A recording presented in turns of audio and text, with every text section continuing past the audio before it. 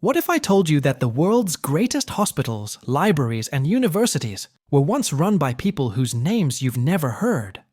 What if the algorithm behind your calculator, the surgical tools in a modern hospital, or even the concept of a scientific method were all born in a civilization that most history books barely mention? You've been taught about the Renaissance, the Enlightenment, and the Industrial Age. But what if there was a golden age that came before all of that? Richer, deeper, and far more influential. In the next few minutes, we'll uncover a lost world, where scholars of all faiths worked side by side, where cities sparkled with knowledge and tolerance, and where forgotten empires lit the torch of human progress. This is not just a story of Muslims. This is the story of how the Islamic civilization shaped the modern world, and how that history was erased. So if you're ready to fill in the blanks left by your textbooks, then let's begin the journey through Lost Islamic History. Chapter 1. Pre-Islamic Arabia, a land before the light. Before the rise of Islam, the Arabian Peninsula was a land filled with contradictions, both culturally rich and socially fractured. It was a desert of tribal loyalties, blood feuds, polytheistic beliefs, and a fragile sense of honor. This period is often called Jahiliyyah, or the Age of Ignorance. But it wasn't entirely ignorant, just misdirected. The landscape and lifestyle. Arabia was mostly desert, with scattered oases and trade routes crossing through cities like Mecca, Yathrib, later Medina, and Ta'if. Life was harsh. People relied on camels, trade caravans, and tribal protection to survive. Tribes were everything. Your identity, your safety, and your justice. There was no central government. Each tribe had its own leader, or sheikh, and tribal warfare was common.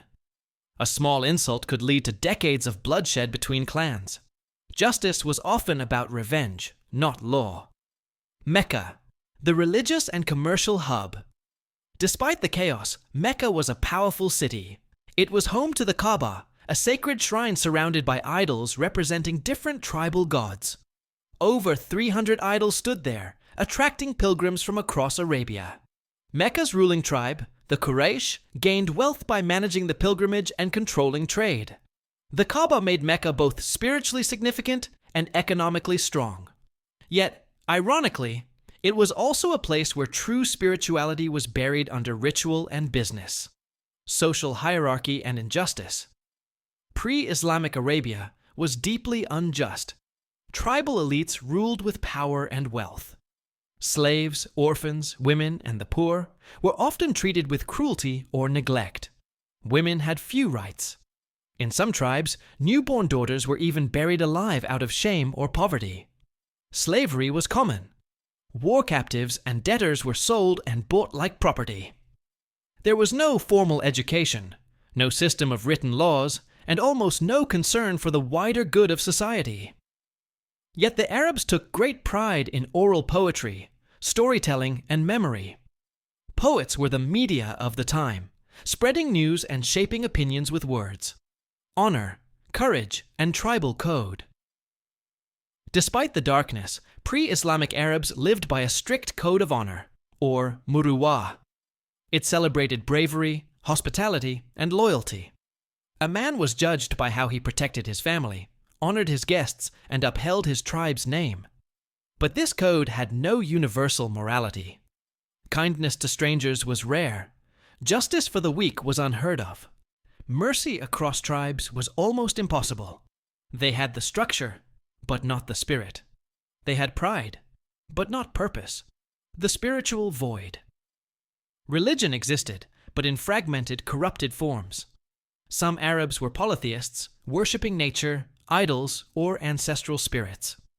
Others followed traces of older religions, Christianity, Judaism, and even a few lone Hanifs, monotheists who rejected idol worship and longed for the religion of Abraham. But overall, there was a spiritual vacuum. People sensed that their beliefs were broken, but they had nothing pure to replace them. The stage is set, and so Arabia stood at a crossroads. It had political disunity, religious confusion, moral decline, yet a growing hunger for something greater. The people needed a new direction.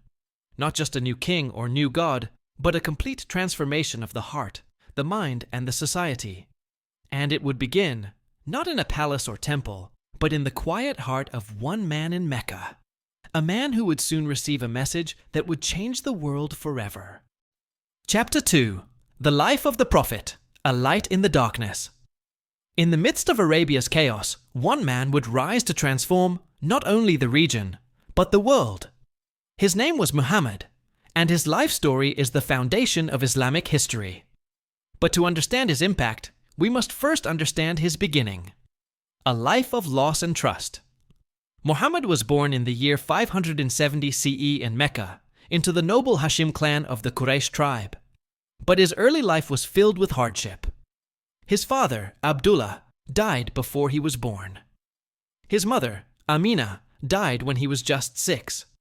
He was then raised by his grandfather, and later by his uncle Abu Talib, who protected him with love but little wealth. Despite his orphaned status, Muhammad grew up known for his honesty, gentleness, and trustworthiness. He earned the nickname Al-Amin, meaning the trustworthy, because people knew they could rely on him in trade, speech, and action. Marriage to Khadijah. As a young man, Muhammad began working in trade, managing caravans across Arabia and even Syria. His reputation reached Khadijah, a wealthy and respected businesswoman in Mecca. Impressed by his character, she proposed marriage. Despite being older, she and Muhammad built a strong, loving marriage. She would become his first believer, strongest supporter, and the mother of his children. The first revelation. At age 40, Muhammad often spent time in spiritual retreat, reflecting on society's injustice and idol worship. In the cave of Hira, during one of these retreats, everything changed. One night, he was visited by the angel Gabriel, who commanded him, "Read," Iqra in Arabic. He was terrified, but this was the beginning of divine revelation, the Quran. Over the next 23 years, verses would continue to be revealed, guiding humanity step by step. This message was simple, yet revolutionary. There is only one God, Allah. All humans are equal before God. The rich must support the poor. Justice, honesty, and mercy are obligations. Life has a higher purpose beyond tribal loyalty and material wealth, resistance and persecution. At first, the Quraysh ignored him, but as more people began accepting Islam, especially the poor and oppressed, the tribal leaders felt threatened. They mocked him, beat his followers, and even tried to bribe him to stop preaching. But he refused. "Even if they place the sun in my right hand and the moon in my left, I will not give up this mission," he declared. Persecution became worse. Bilal ibn Rabah, a former slave, was tortured for his faith. Muhammad faced public humiliation. When his protector, Abu Talib, and wife Khadijah died in the same year, known as the Year of Sorrow, he was left exposed. But help came from an unexpected place. Migration to Medina, the turning point. Leaders from the city of Yathrib, later called Medina, invited Muhammad to settle there as a neutral leader. In 622 CE, he and his followers secretly migrated. This event, known as the Hijrah, marks the start of the Islamic calendar. In Medina, Muhammad became both a spiritual and political leader. He created the Constitution of Medina, an agreement between Muslims, Jews, and other tribes to live in mutual peace and respect. Battles and forgiveness. The Quraysh declared war on Medina. Key battles followed. Battle of Badr, a miraculous Muslim victory despite being outnumbered. Battle of Uhud, a painful defeat due to disobedience. Battle of the Trench, a defensive success due to wise strategy. Through these trials, Muhammad showed incredible leadership, mercy, and patience. He never sought revenge and always emphasized forgiveness and compassion, even towards those who had once tried to kill him. Peace and the conquest of Mecca. In 628 CE, the Treaty of Hudaybiyah was signed, an uneasy peace with the Quraysh. But within 2 years, they broke the treaty. Muhammad gathered a peaceful army and marched toward Mecca. Instead of bloodshed, he entered the city peacefully. He forgave his enemies, even those who had persecuted him for years. The Kaaba was cleansed of idols, and Mecca became the spiritual center of Islam. The farewell and legacy. In 632 CE, during his farewell pilgrimage, the Prophet delivered a final sermon. He reminded his followers of justice, equality, and faith. He said, "No Arab is better than a non-Arab. No white is better than black, except by piety and good action." Soon after, he passed away in Medina at age 63. But his message lived on, a life that changed the world. The Prophet Muhammad wasn't just a messenger of religion. He was a reformer, a statesman, a husband, a commander, a teacher. He built a society based on mercy, justice, and unity, transforming Arabia from a tribal wasteland into a civilization with purpose. His mission wasn't to conquer lands. It was to liberate souls, awaken minds, and connect hearts with the one Creator. And so, with his passing, the responsibility of carrying the light of Islam fell to his companions, the rightly guided Caliphs, who would take the message beyond Arabia and into the world. Chapter 3. The rightly guided Caliphs, leading with light. When the Prophet Muhammad passed away in 632 CE, the Muslim world was left with a deep question. Who would lead now? There was no prophet to guide them anymore. But the message of Islam needed protection, organization, and direction. This responsibility passed to the Caliphs, successors to the Prophet, not as prophets themselves, but as leaders of the Muslim community, Ummah. The first 4 Caliphs, known as the rightly guided Caliphs, Al-Khulafa al-Rashidun, were chosen not by bloodline, but by merit, trust, and faith. Each one left a unique mark on history. 1. Abu Bakr as-Siddiq. Abu Bakr was the Prophet's closest friend and first adult male to accept Islam. After the Prophet's death, many tribes tried to break away from Islam, claiming the religion had ended. These were known as the Ridda Wars, or Wars of Apostasy. Abu Bakr stood firm. He said, "Even if they withhold a rope they used to give in charity, I will fight them for it." He united Arabia again under Islam and preserved the community's unity. Under his leadership, the Quran began to be collected into one book. Islam remained politically and spiritually intact. He appointed Umar ibn al-Khattab as his successor. Though his rule lasted only 2 years, Abu Bakr's calm strength and unshakable faith held the foundation together after the Prophet. 2. Umar ibn al-Khattab. Umar was known for his strength, justice, and simple lifestyle. Under his leadership, the Islamic Empire expanded rapidly. Syria, Egypt, Iraq, and Persia came under Muslim rule. The powerful Byzantine and Sassanid empires were defeated. He introduced public services, roads, salaries for soldiers, and welfare for the poor. Umar lived simply. He patched his own clothes and refused luxuries. He once said, "If a dog goes hungry in Iraq, I will be responsible before God." He established an administration system with appointed governors and judges, creating a model of Islamic governance. He was assassinated in 644 while praying in the mosque, but left behind a powerful legacy of justice and discipline. 3. Uthman ibn Affan. Uthman was a soft-hearted, generous man from the wealthy Umayyad clan. During his time, the Quran was compiled into a single, standardized text, preventing disputes. The empire expanded further into North Africa, Armenia, and Central Asia. But Uthman's rule also faced growing internal tension. His family background led to accusations of favoritism, and regional divisions began to form. Despite his personal generosity, he struggled to manage political unrest. In 656 CE, rebels broke into his home and martyred him while he read the Quran. His death marked the beginning of political instability in the Muslim world. 4. Ali ibn Abi Talib. Ali, the cousin and son-in-law of the Prophet, was known for his deep knowledge, courage, and piety. He inherited a fractured community and tried to restore unity. But civil war had begun. His caliphate faced 2 major conflicts: the Battle of the Camel against Aisha, Talha, and Zubair; the Battle of Siffin against Muawiyah, governor of Syria. Ali tried to avoid bloodshed, but the political divisions ran deep. He was eventually assassinated by a member of a radical group called the Kharijites. Ali's rule was marked by wisdom, but his legacy was also claimed by various groups, leading to the Sunni-Shia split that still exists today. What made them rightly guided? These four caliphs ruled with integrity, humility, and service. They didn't seek power for themselves. They led because the community trusted them. They lived simply, judged fairly, and followed the Prophet's example. There was no palace, no royal robes, and no separation between ruler and people.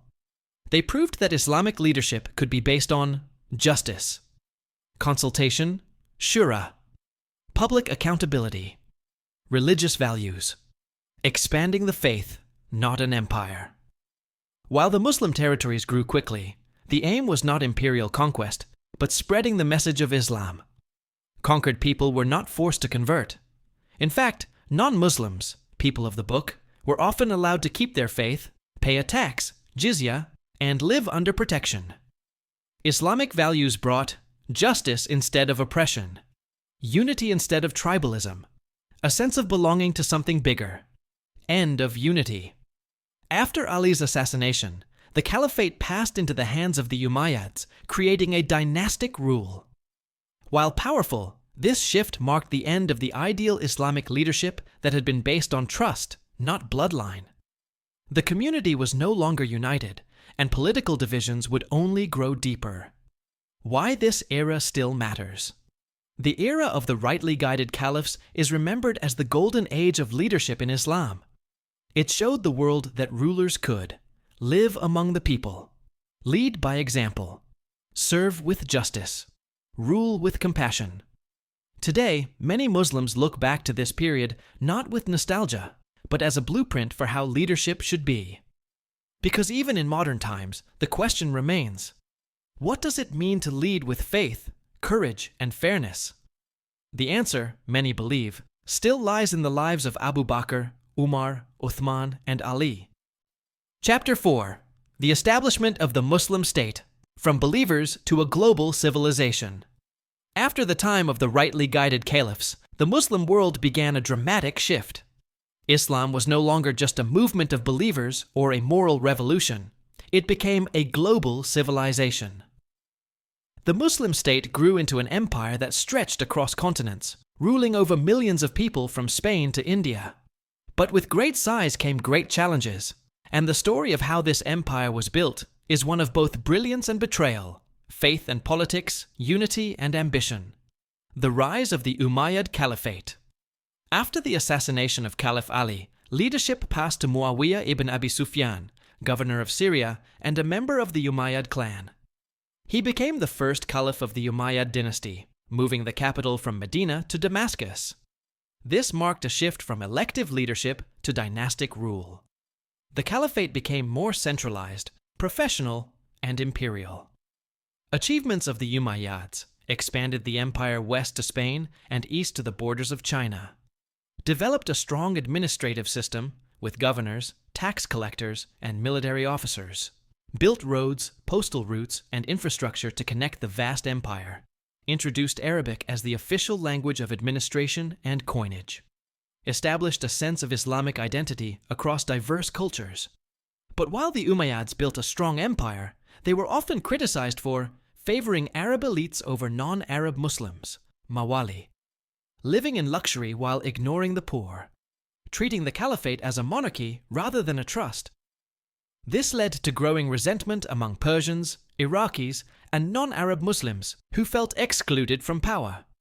The Abbasid Revolution, a new beginning. In 750 CE, the Abbasids, descendants of the Prophet's uncle Abbas, overthrew the Umayyads in a massive revolution. Their capital was moved to Baghdad, a newly built city that would become the heart of the Islamic world. The Abbasids promised equality for all Muslims, Arab or non-Arab, and focused on learning, culture, and governance. What made the Abbasid period special? Baghdad became the center of the world, home to scholars, artists, merchants, and scientists.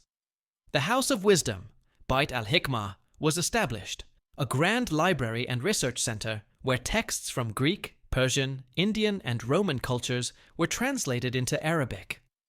The empire was governed through a bureaucratic system with ministers, viziers, judges, qadis, and civil servants. Islam was no longer just a religion.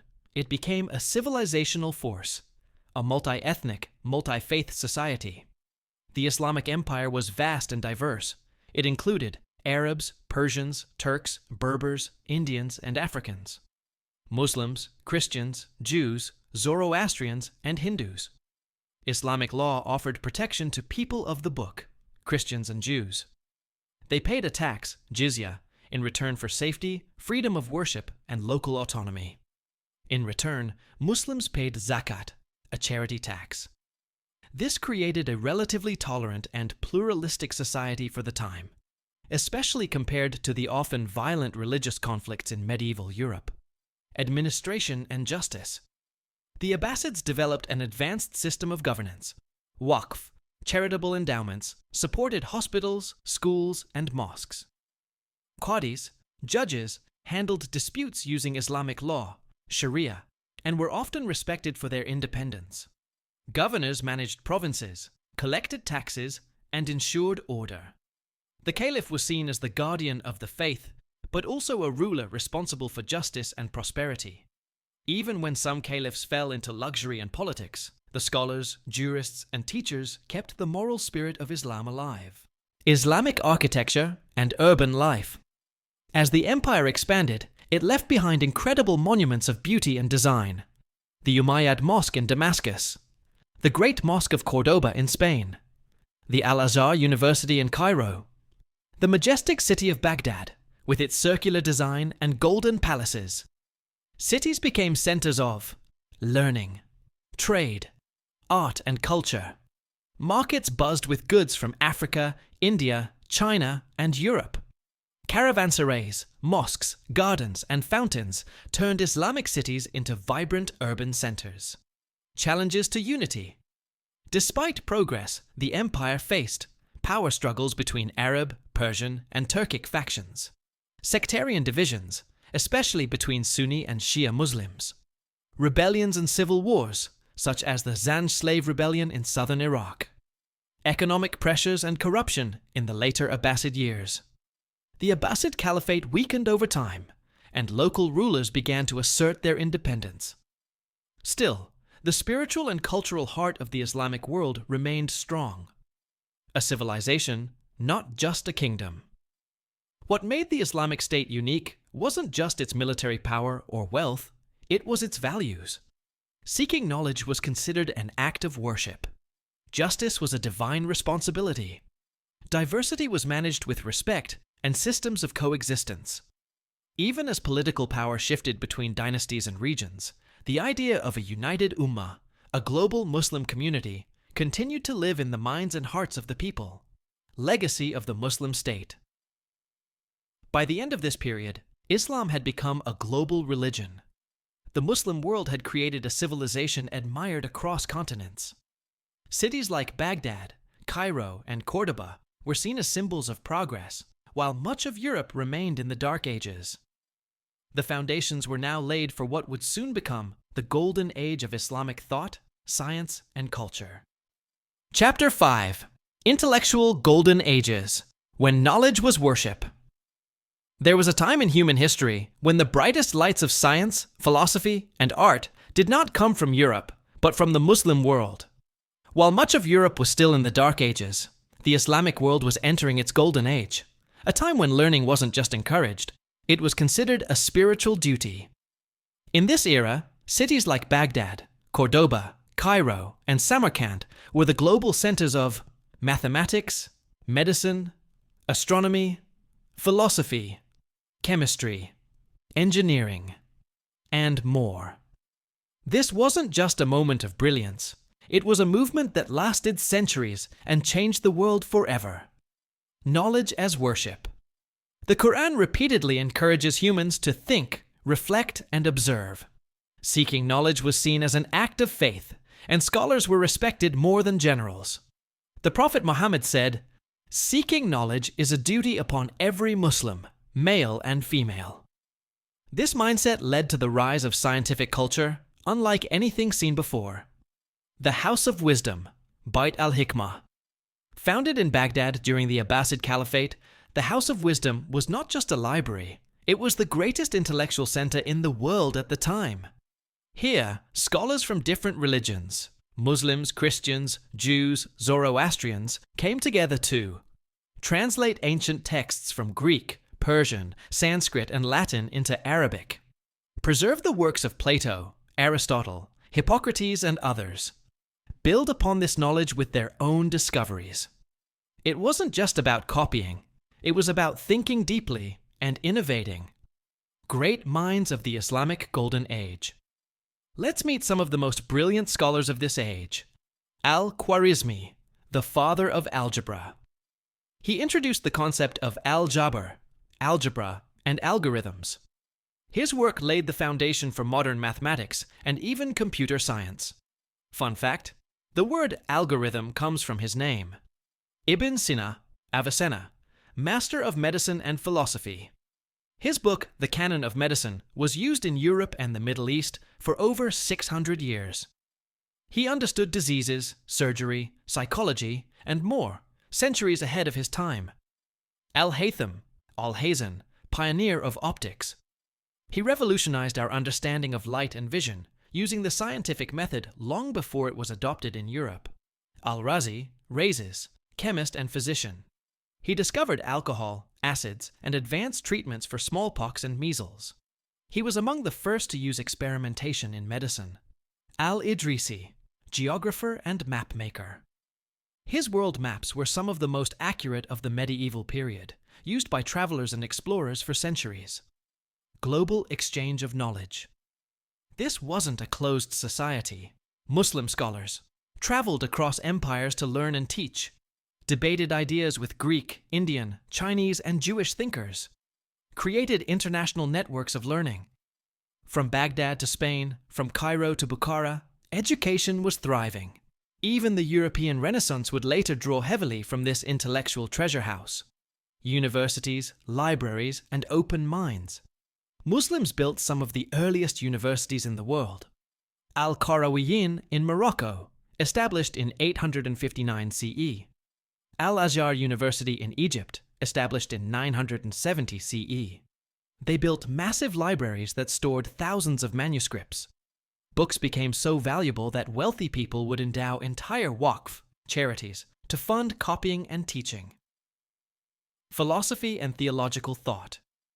Muslims didn't just learn science, they also explored deep philosophical questions. What is the nature of God and the universe? What is free will? How does reason work with revelation? Philosophers like Al-Farabi, Ibn Sina, and Ibn Rushd, Averroes, tried to merge Islamic belief with Aristotelian logic. Their works later influenced Thomas Aquinas and many European Christian theologians. Science was never opposed to religion. Unlike in Europe, where the church often clashed with science, Islamic civilization saw faith and reason as partners. Scholars believed the universe is a sign from God, and to study it is to glorify Him. This harmony allowed science to flourish, not be feared. Women and knowledge. Women were not excluded. In fact, some women became scholars of hadith, law, and medicine. Many taught in mosques and public circles. Mothers played a major role in educating their children. While not equal in all rights, intellectual participation by women was respected and documented. Arts and culture. It wasn't just science. The Islamic Golden Age was also an explosion of calligraphy, architecture, like the Alhambra in Spain, or the Blue Mosque in Istanbul, poetry and literature, music, especially in Al-Andalus. This culture blended influences from Arab, Persian, Indian, and Berber traditions, creating something uniquely Islamic and globally inspiring. Why it eventually faded. So why did this golden age decline? Several factors contributed. Political instability and civil wars weakened patronage for scholars. Mongol invasions destroyed Baghdad and many centers of learning. Rising conservatism led some scholars to reject philosophy and reason. European powers began advancing through the Renaissance and colonization. The spirit of knowledge didn't disappear, But its golden moment had passed, a legacy that still shines. The Islamic Golden Age left behind a global scientific heritage, a model for how faith and reason can work together, a reminder that civilizations thrive not through war, but through ideas. Many modern inventions, like algorithms, hospitals, and even eyeglasses, trace their roots to this era. And perhaps its most powerful message is this: when seeking knowledge becomes sacred, civilization rises. Chapter 6. The Islamic Sciences. Faith meets reason. Imagine a time when religion didn't fight science. Instead, religion gave birth to science. In the Islamic world, seeking knowledge wasn't just encouraged. It was seen as an act of worship. The more you understood the world, the more you understood the signs of God. This chapter is all about how Muslims developed Islamic sciences, a unique system of learning that included both worldly knowledge and religious understanding, deeply connected with the Quran and Sunnah. Why were sciences so important? For Muslims, life wasn't just about survival. It was about living with purpose and understanding divine truth. Science helped answer practical questions like, when should we pray? How do we calculate the lunar calendar? How can we stay clean, healthy, and pure? What's the best way to preserve knowledge of the Prophet? These needs gave rise to two types of sciences: religious sciences, to understand and preserve Islamic teachings; rational and natural sciences, to understand the world around us. Both were considered important in serving God and humanity. Religious sciences, protecting faith with precision. Tafsir, Quranic interpretation. Muslims developed deep, complex commentaries to explain every word and verse of the Quran, understanding its meanings in context, language, and grammar. Famous early scholars like Al-Tabari and Ibn Kathir compiled tafsir works that are still used today. Hadith sciences. The sayings and actions of the Prophet Muhammad were studied with unmatched detail. Scholars created chains of narration, isnad, to verify authenticity, and built complex grading systems: Sahih, authentic; Hasan, good; Da'if, weak. It was one of the earliest forms of source criticism in human history. Fiqh, Islamic law. How should Muslims live, worship, marry, trade, and govern? Legal scholars developed four major schools of Sunni thought: Hanafi, Maliki, Shafi'i, and Hanbali, and created legal systems that could adapt across cultures. This law wasn't just strict, it was flexible, detailed, and based on reasoned judgment. Ijtihad. Aqidah, Islamic creed. Muslims debated big questions. What are God's attributes? Can humans choose freely? What is the unseen world like?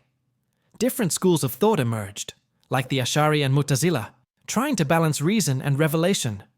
Rational natural sciences, seeking God through His creation. The Quran commands believers to observe the world, the stars, the skies, the human body. This led to major scientific advancements that were rooted in Islamic principles. Astronomy. Understanding the stars helped Muslims determine prayer times, direction of Qibla, and Ramadan. Scholars like Al-Battani and Al-Tusi made accurate astronomical models and corrected earlier Greek theories. Their work helped European astronomers like Copernicus build modern astronomy. Mathematics.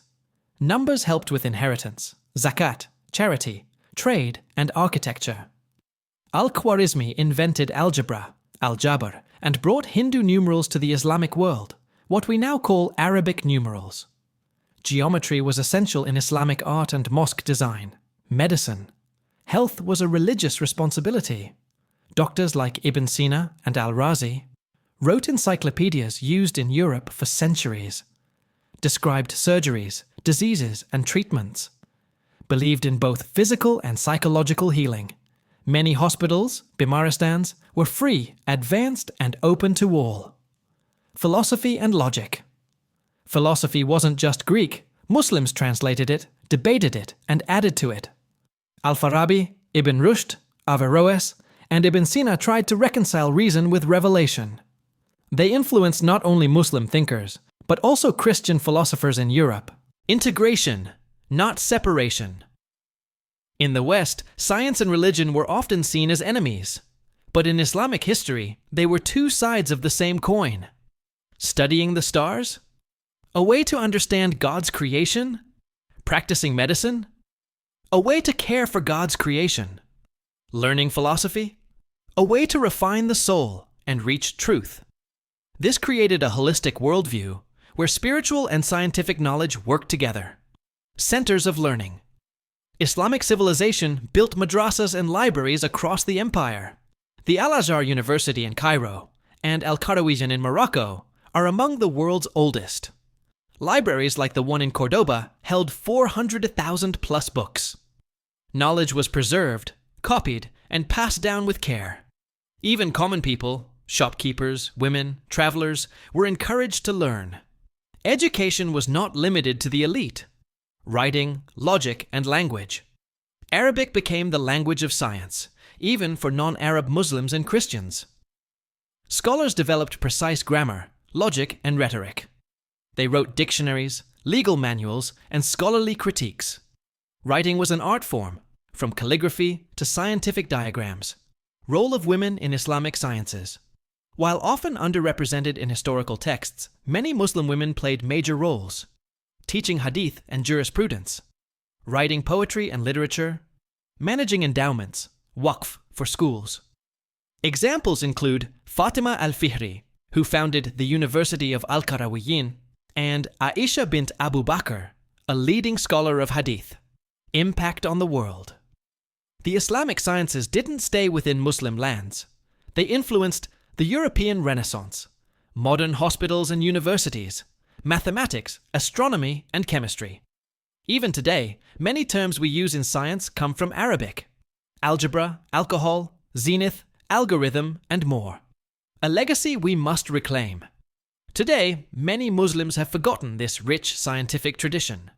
But this chapter reminds us, Islam has never been anti-science. In fact, it has always taught that to study the universe is to witness the signs of God. To reclaim this legacy, we must support modern education, integrate ethics with knowledge, build bridges between faith and reason again. Chapter 7. Upheaval, the fracture of the Islamic world. Once upon a time, the Islamic world stretched from Spain to China, filled with scholars, rulers, and people united under shared values of faith, knowledge, and justice. But just as every golden age fades, the Islamic civilization too began to break apart. This chapter explores a time of great crisis, division, and invasion, a period that would shatter unity, challenge identity, and change the course of Muslim history forever. Internal weaknesses begin to show. The powerful Abbasid Caliphate, once the heart of Islamic civilization, began to weaken in the 9th and 10th centuries. Why? Political fragmentation. Different regions wanted independence. New dynasties rose, the Fatimids in Egypt, the Umayyads in Spain, Al-Andalus, the Buyids in Persia. Religious divisions, Sunni and Shia sects, grew more separate, sometimes violently. Powerful military classes like the Turkish Mamluks and Persian mercenaries started dominating politics. Corruption and luxury among ruling elites made governments weaker and less connected to the people. The Islamic world was no longer a single united empire. It was now a collection of rival kingdoms, each with its own agenda. The Crusades, war from the West.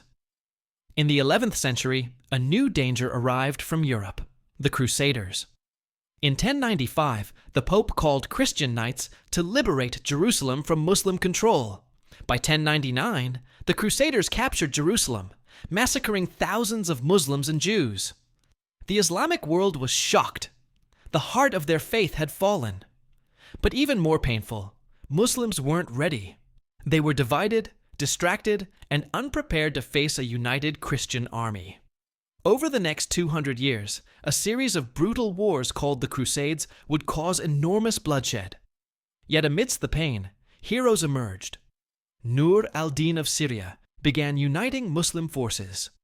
And later, Salah al-Din al-Ayyubi, Saladin, recaptured Jerusalem in 1187. Not with hatred, but with mercy and dignity, even allowing Christians to leave safely. Still, the Crusades exposed a deep truth. Muslim disunity invited foreign invasion. The Mongol invasion, total destruction from the east. If the Crusaders were a fire, the Mongols were a storm of destruction like never before. Led by Genghis Khan and later Hulagu Khan, the Mongols came from Central Asia with one goal: conquest. In 1258, they reached the heart of the Muslim world, Baghdad. What happened next shocked the world. The Mongols burned libraries, destroyed mosques, and killed hundreds of thousands. The Abbasid Caliph was murdered, and the Islamic Golden Age ended. The Mongol invasion wasn't just military, it was cultural genocide. Cities that had once lit up the world with learning were reduced to ash and silence. Islam survives the storm. And yet, Islam did not die. In Egypt, the Mamluks defeated the Mongols in 1260 at the Battle of Ain Jalut, the first time the Mongols were stopped. In Persia and Central Asia, many Mongols converted to Islam within a few generations. How? Because Islam was not just a government. It was a faith, a way of life, deeply rooted in the hearts of people. Mosques reopened, scholars regrouped, cities rebuilt, but the world would never be the same again. Shifting power centers. With Baghdad destroyed, new power centers rose. Cairo became a hub under the Mamluks. Istanbul would rise under the Ottomans later. Samarkand and Delhi became cultural and intellectual centers. New empires were forming, but the idea of a single Islamic caliphate faded. Each region now developed its own version of Islamic society, influenced by local culture, politics, and traditions. The rise of Sufism. In this chaotic era, many Muslims turned inward, toward spiritual healing and personal connection with God. This led to the rise of Sufism, the mystical path of Islam. Sufi teachers focused on love, humility, and the heart. They built spiritual lodges, khanqahs, and traveled across continents, spreading Islam peacefully. Famous Sufis like Rumi, Al-Ghazali, and Abdul Qadir Jilani became lights in dark times. Sufism helped preserve Islam during the worst of political chaos by focusing on inner faith, not outer power. A world divided. By the end of this period, the unity of the Islamic world was broken. Foreign powers had entered Muslim lands. The scientific golden age slowed. Philosophy and innovation began to fade under the fear of heresy and attack. But out of the ashes, seeds were planted for new beginnings. Chapter 8. Al-Andalus, the forgotten light of Muslim Spain. Imagine a place where Muslims, Christians, and Jews lived side by side in peace, where streets sparkled with lanterns, where poetry and science were loved as much as prayer. This place existed. It was called Al-Andalus, Muslim Spain. This chapter tells the story of one of the most advanced and tolerant societies the world has ever known, and how it was slowly lost. The Muslim arrival in Spain, 711 CE. In 711 CE, a Berber general named Tariq ibn Ziyad crossed the Strait of Gibraltar into Spain with a small army. His mission: stop oppression and expand justice. The local rulers in Spain were corrupt and divided, and in just a few years, most of the Iberian Peninsula came under Muslim rule. The new land was called Al-Andalus. But this wasn't just about war. It was about building a new civilization. The birth of a unique Islamic culture.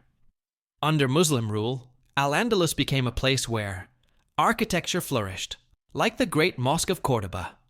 Libraries held hundreds of thousands of books. Scientists and philosophers from all faiths worked together. It was a world where a Jewish doctor, a Christian poet, and a Muslim mathematician could share tea in the same garden and discuss the stars. In a time when most of Europe was in the Dark Ages, Al-Andalus was shining brightly. The house of wisdom in the West. Some of the world's greatest minds lived in Al-Andalus. Averroes, Ibn Rushd, a Muslim philosopher who helped Europe rediscover Aristotle. Maimonides, Musa ibn Maimun, a Jewish scholar who became the personal physician of Muslim rulers. Ziryab, a musician who introduced new instruments, perfumes, and fashion to Europe.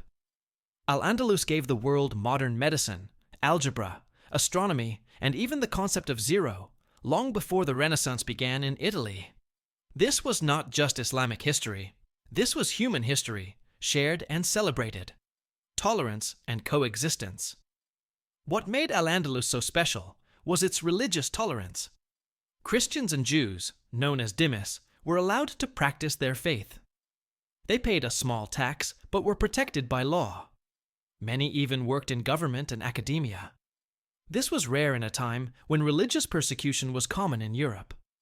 Al-Andalus showed the world that different faiths can live in peace, united by knowledge and culture. The rise of Córdoba, the jewel of the West. The capital city, Córdoba, was one of the greatest cities on earth during the 10th century.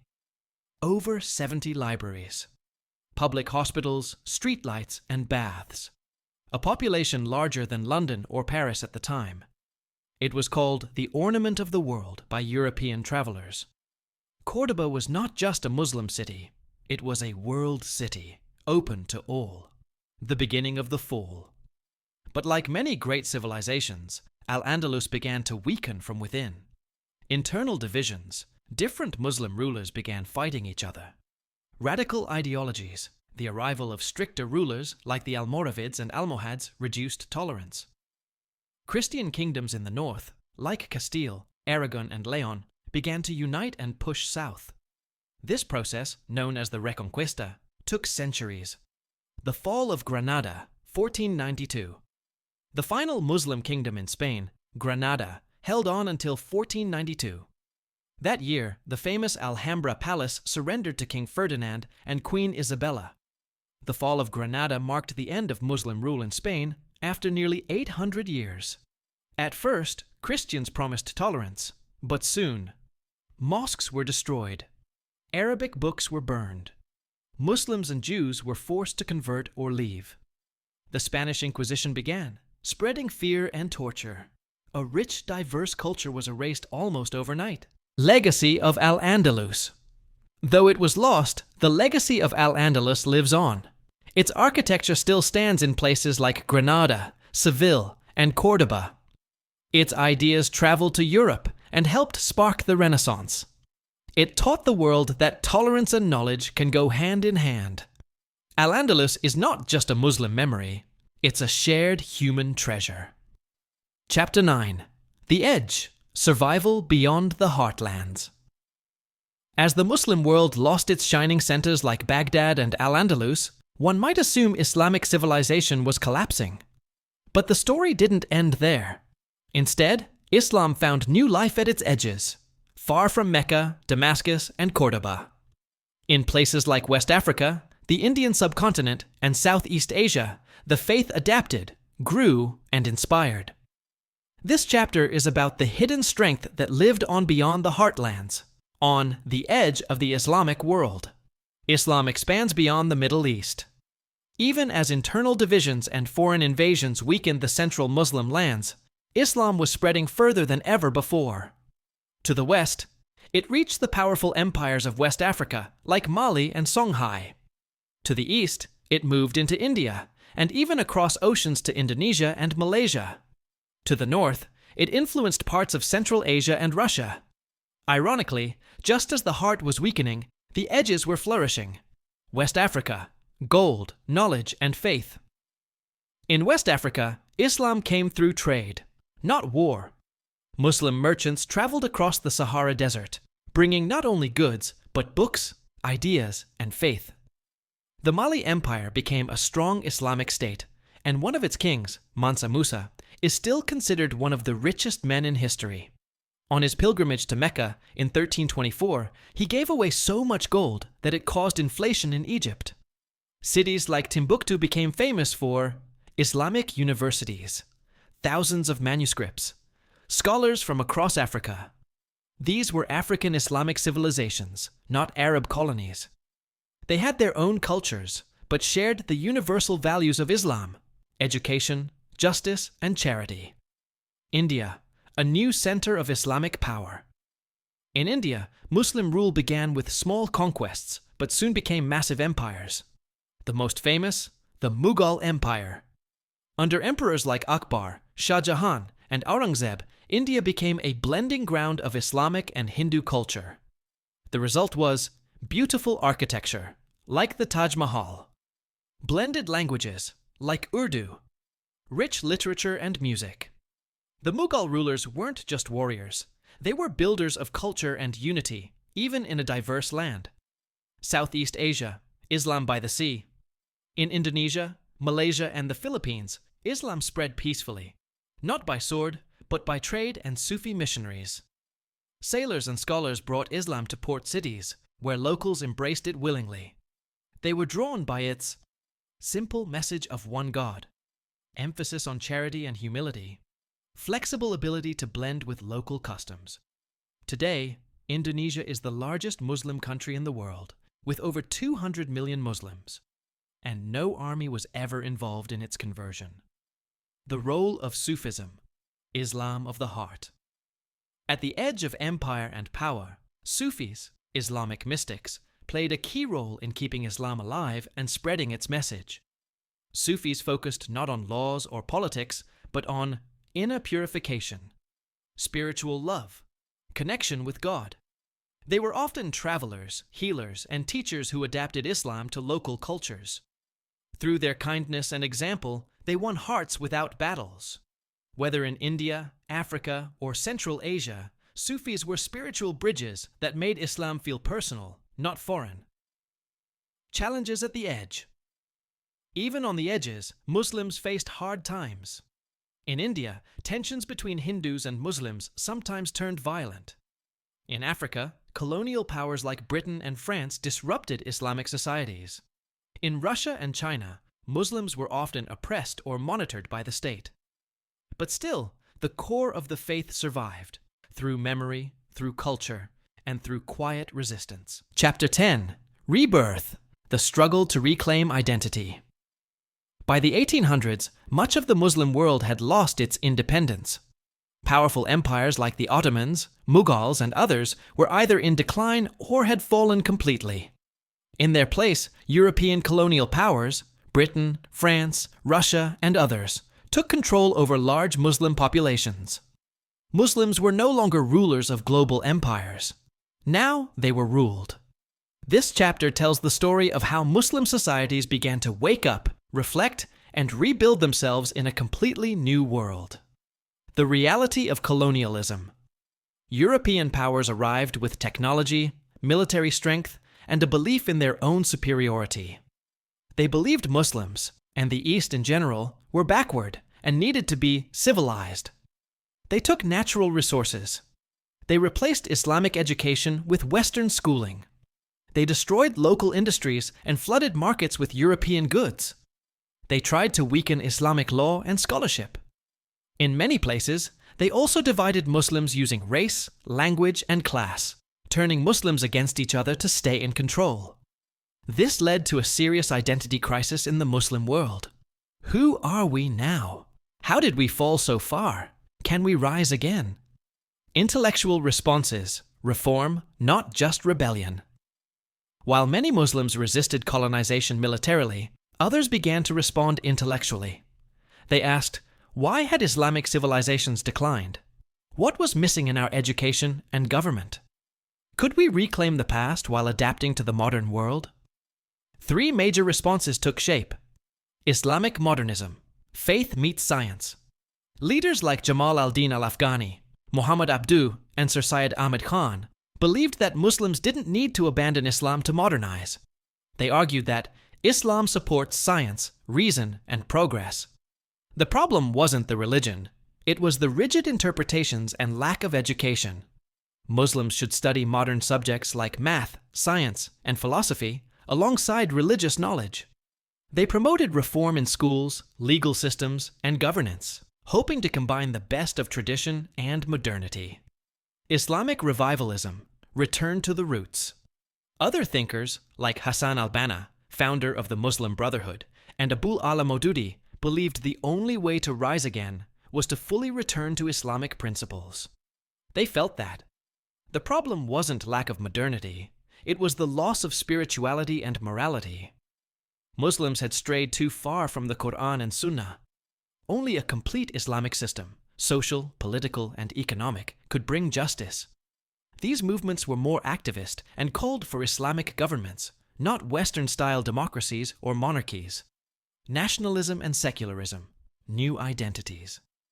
Some Muslims believed religion should be separate from politics. They wanted to build modern nation-states like France or Britain.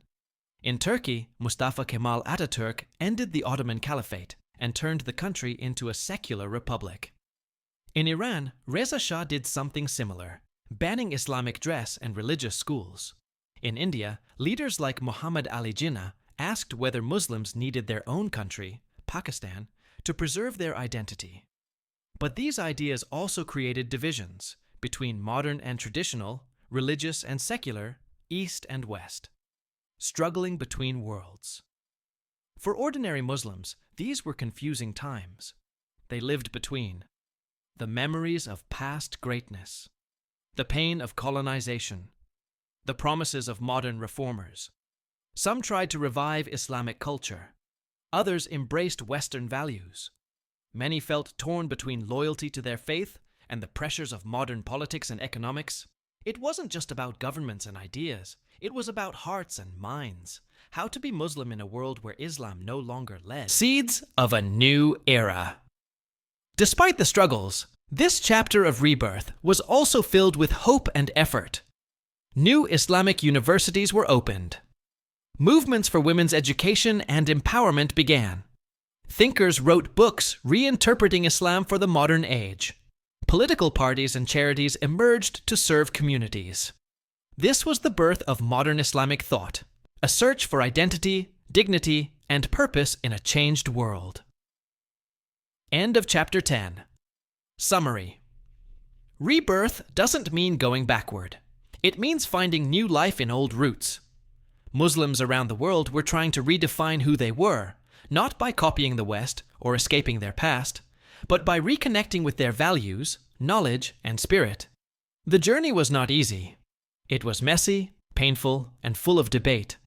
But it was the first step in a long, ongoing struggle. To rise again, not as conquerors, but as a people with something meaningful to offer the world. Chapter 11. Old and New Ideas. The ongoing search for identity. This chapter explores how Muslim societies are still, even today, trying to balance tradition and modernity. The fall of Islamic empires, colonization, and the influence of the West left behind a world full of questions, confusion, and competing visions. Muslims are asking, should Islam guide every part of life, government, law, education, or should it remain personal and spiritual? Can we build a modern, successful society while staying faithful to our traditions? This chapter is not just history, it's the present struggle, the story still unfolding. 3 paths emerge. Today's Muslim societies are divided into 3 broad paths, each offering a different solution to identity, governance, and progress. Islamic governance movements. Groups like Hamas, Hezbollah, or political parties like Ennahda in Tunisia and AKP in Turkey believe in bringing Islam into politics. They argue, Islam has answers for modern problems. Governments should follow Sharia, Islamic law, in areas like economy, justice, and social life. Muslim nations should be independent, not controlled by foreign ideologies or powers. However, these movements often struggle with internal divisions, oppression from secular governments, or being labeled as extreme or dangerous. Still, they remain popular in many regions, especially where people feel betrayed by corrupt secular leaders. Secular nationalism. In countries like Egypt, Turkey, and Tunisia, some leaders and thinkers believe religion should be separate from the state. They argue, Islam is a private matter, not a system of law. The success of modern nations like Japan or Germany shows that secularism works. Mixing religion and politics can lead to conflict and extremism. But this approach faces challenges too. It often tries to force religion out of public life, creating resentment. It may appear elitist, disconnected from the average Muslim. Some secular regimes become dictatorships, silencing opposition and Islamists alike. hybrid approaches. Some modern Muslim thinkers and governments are trying a middle path. They believe Islam offers moral values and social justice. Modern science, democracy, and education are not un-Islamic. A balanced society can respect tradition while embracing change. Examples: Malaysia and Indonesia mix Islamic culture with modern institutions. Some scholars reinterpret Sharia to suit 21st century life, e.g., Islamic finance, women's rights, digital ethics. This hybrid model is hard to define, but gaining attention, especially among younger Muslims looking for identity, meaning, and modernity, without extremes. The role of globalization. The modern Muslim world is no longer isolated. Through social media, TV, and travel, Muslims see both injustice and inspiration from around the globe. Muslim youth in New York, Cairo, Jakarta, and London face similar identity struggles. There's growing awareness of Islamophobia, racism, and misinformation about Islam. At the same time, there's a revival of Islamic art, science, education, and spirituality. This has led to a global Muslim consciousness, a feeling of being part of a worldwide community, despite differences in culture and language. The intellectual revival. The chapter also highlights the return of Islamic scholarship in modern forms. Universities now offer Islamic studies programs alongside tech and business.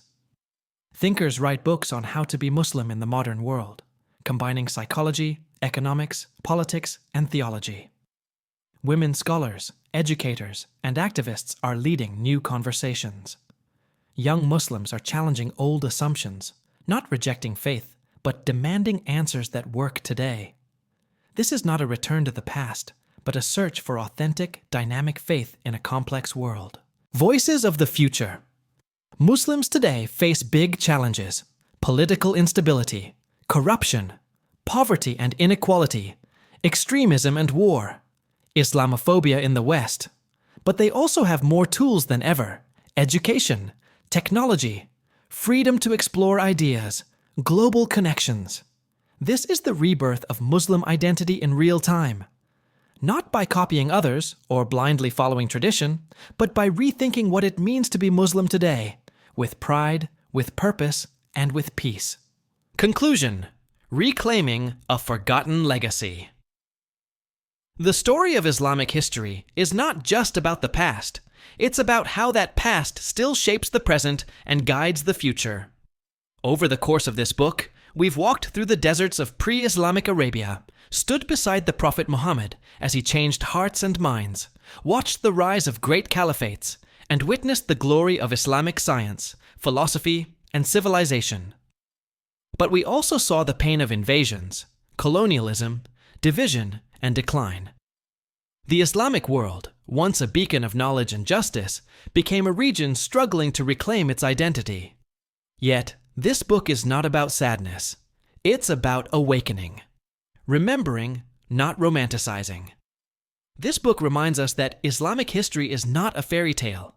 It's a real human journey, full of courage and mistakes, justice and oppression, faith and failure. The goal is not to romanticize the past, but to learn from it. It shows us that Muslims once led the world in medicine, mathematics, astronomy, architecture, ethics and justice, not because of race, land, or power, but because they stayed connected to their faith, their values, and their duty to serve humanity. A cycle of rise and fall. Every civilization rises and falls. Every empire has its golden age and its dark hours. Islamic civilization is no different. But the Muslim Ummah, global community, has something unique.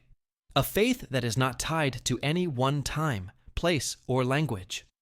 It's a message that continues to guide hearts, whether in 7th century Medina or 21st century New York. History shows us that whenever Muslims return to the core values of Tawheed, oneness of God, justice, knowledge, unity, compassion, they rise again, a global legacy. Today, Muslims live all over the world. From Cairo to California, from Istanbul to Indonesia, they carry the weight of the past and the hope of the future. Young Muslims are building schools, creating art, launching tech startups, writing books, fighting injustice. They are reclaiming their story, their voice, and their vision. The world needs the Islamic values of peace, balance, and spiritual purpose, perhaps now more than ever. The real lost history. The real lost Islamic history is not just in books or buildings. It is in hearts that have forgotten their roots. It is in minds that doubt their potential. It is in souls waiting to be reignited with faith and purpose. But this history is never fully lost. It can be remembered. It can be revived. Final words. This is just the beginning. This book ends here, but the journey doesn't. If you are listening to this audiobook, know this. You are part of this legacy. You carry the torch of the scholars, leaders, poets, and scientists before you. You can write the next chapter. History is not just about what happened. It's about what we choose to do next. Let's not just study Islamic history. Let's live it, honor it, and build upon it. With wisdom, courage, and hope. Because the story of Islam is not over. It's still being written by you.